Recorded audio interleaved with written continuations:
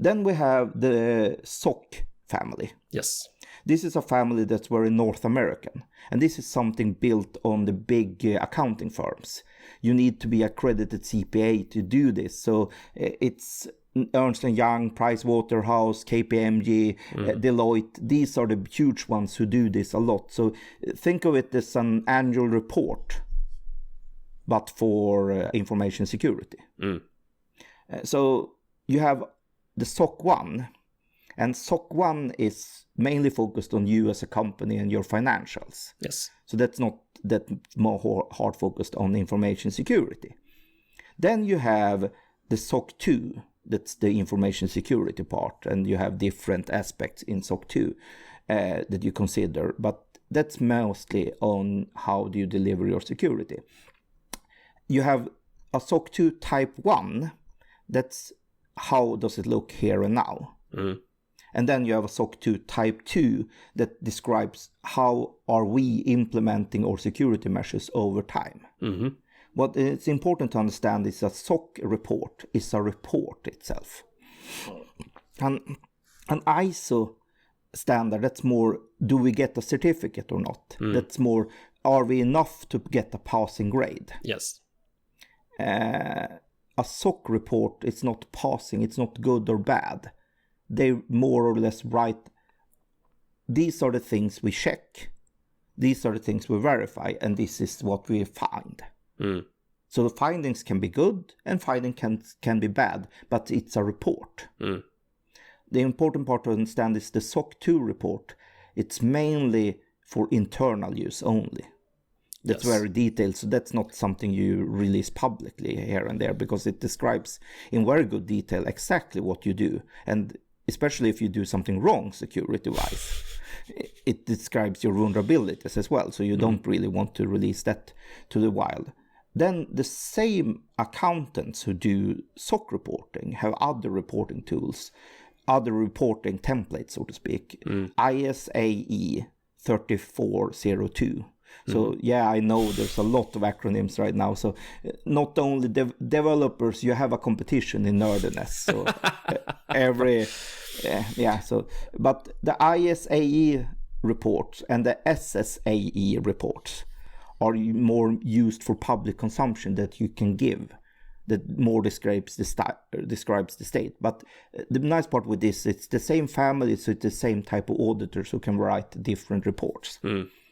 But what you can do is, so you can of course gather, so when they come and audit you, they audit everything and write, just fill in the same findings in different report templates and then deliver that. But you will have to get a lot of different reports from the same one. And the sad part is, of course, usually it's not the same people who do the ISO reporting and certification that can do the SOC and vice versa. And vice versa.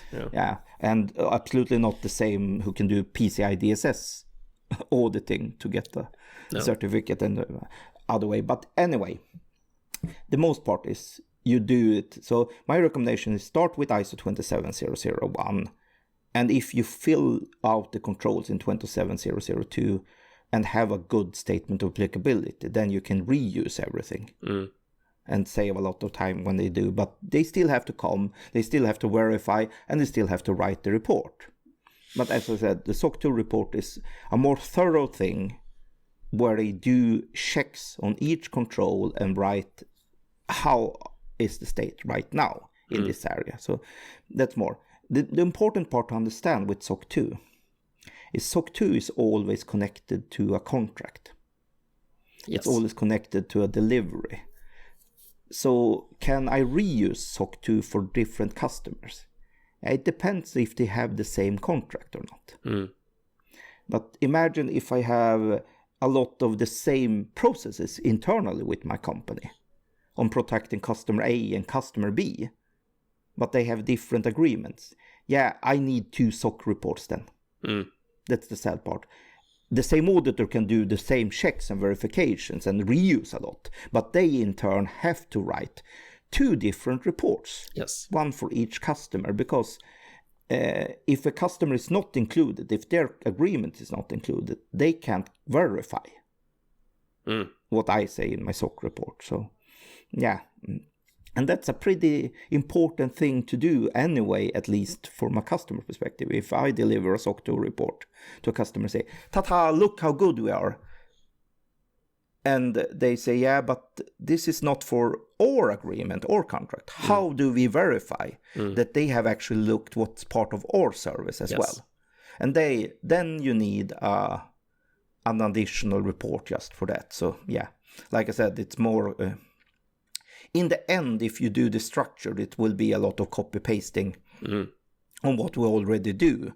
But still, it's important to know in the SOC 2 gathering, you need one report. This is where it comes in, the SOC 3.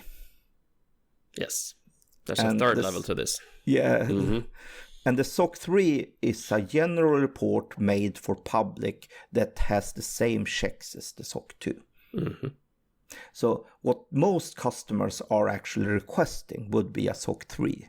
That would be the most sense. But the problem is SOC 2 has been around for longer, and that's why everyone is asking for a SOC 2 when it's...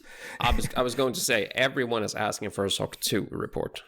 But really what they should ask for is a SOC 3.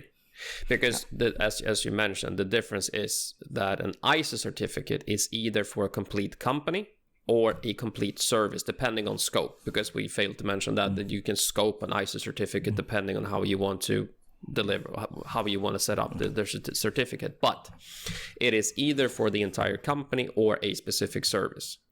The SOC review is, to Kim's point, for that specific contract in a SOC 2. So keep that in mind, that there are differences in that as well. And also from a cost perspective, the SOC 2s are not very cheap. Nah, yeah, they're quite expensive. So you want to get as much as possible out of it as you can, of course. So that's why. Yeah. So anyway, I hope I brought some clarity to the difference. But these are two big, major certification firms, actually.